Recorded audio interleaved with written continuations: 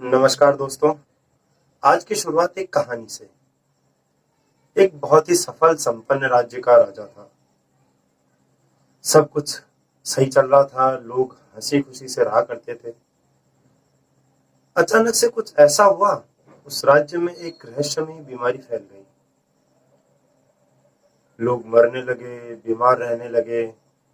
राजा को भी कुछ समझ नहीं आया, बहुत चिंतित सा रहता था। इसी खराब माहौल का फायदा उठाकर पड़ोसी राज्य के राजा ने उस पर हमला कर दिया। अब स्थिति ऐसी, राजा करे तो क्या करे। ऐसी स्थिति में राजा ने सोचा कि बीमारी है, गरीबी है, मेरे सैनिक खुद बीमार हैं, मैं लड़ाई करूंगा तो ये बेचारे मारे जाएंगे।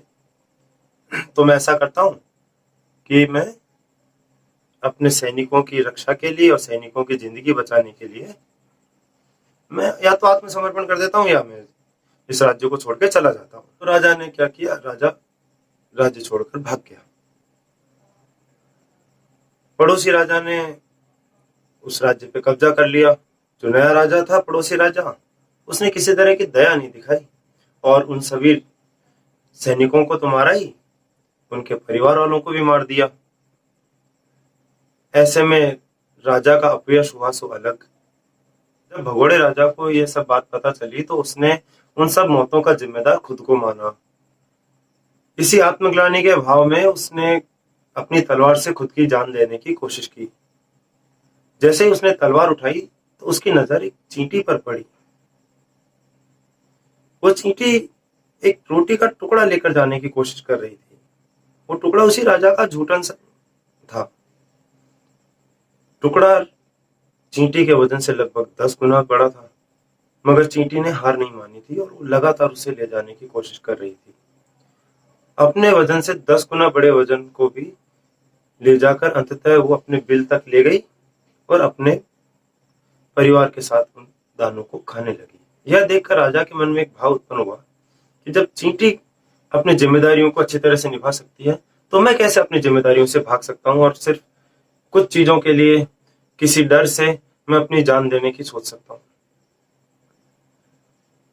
अतः राजा ने अपने मन को शांत किया, रणनीति बनाई, दोस्त बनाए, पुराने दोस्तों से संपर्क किया, अंततः अपने राज्य को फिर से जीत लिया।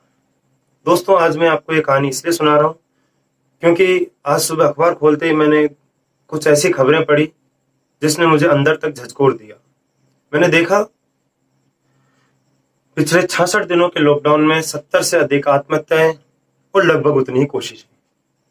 यह वो स्थिति है जो मैं पिछले कुछ दिनों से जिसके बारे में सोच रहा था, जिसके बारे में सभी सोच रहे थे। लॉकडाउन, अकेलापन, उससे उपजा अवसाद, डर और उससे होती आत्महत्याएं।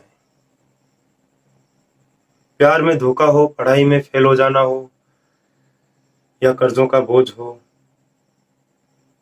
ऐसे ही कुछ कारण होते हैं जिनके कारण हम अपनी जिंदगी को फांसी के फंदे के हवाले कर देते हैं, या फिर ब्लेड के, या किसी छत के, या किसी ट्रेन के, किसी बस के आगे अपने आप को सौंप देते हैं, अपनी जिंदगी सौंप देते हैं।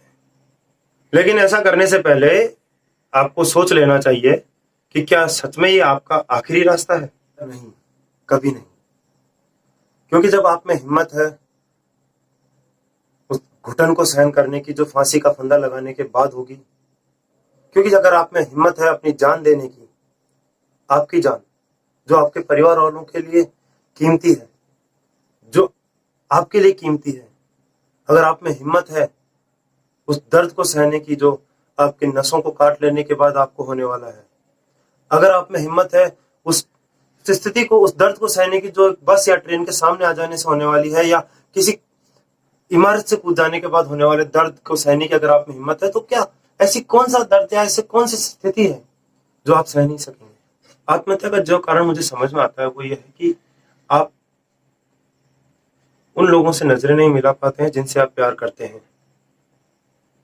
जिनकी जिम्मेदारियों को आप अपने ऊपर मानते हैं, क्या आप उस स्थिति को अच्छा समझेंगे जब आपके चाहने वाले, आपके परिवार वाले रो रहे होंगे, आपको याद कर रहे होंगे, आप ऐसी स्थिति में उस समय उन्हें अकेला छोड़कर चले गए होंगे जब उन्हें सबसे ज्यादा आपकी जरूरत है।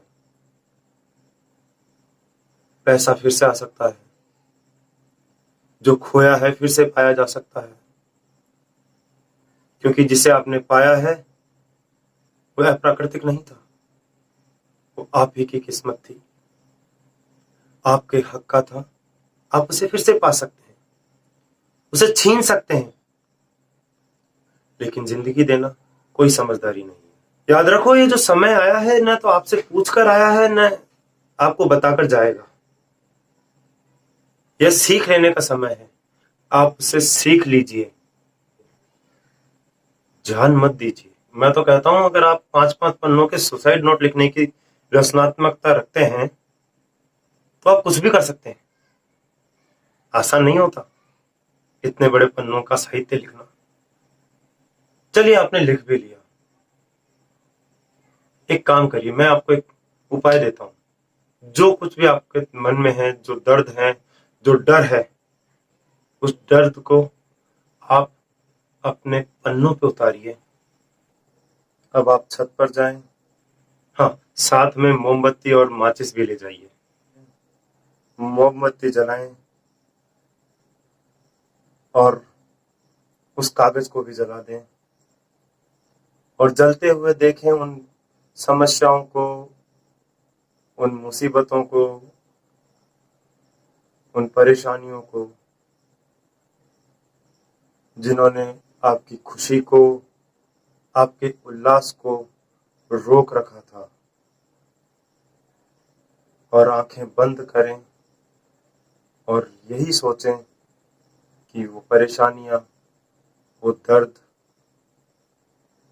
जा चुका है, वो जल चुका है, और उस स्थिति को कुछ समय के लिए महसूस करें। मेरा विश्वास करें,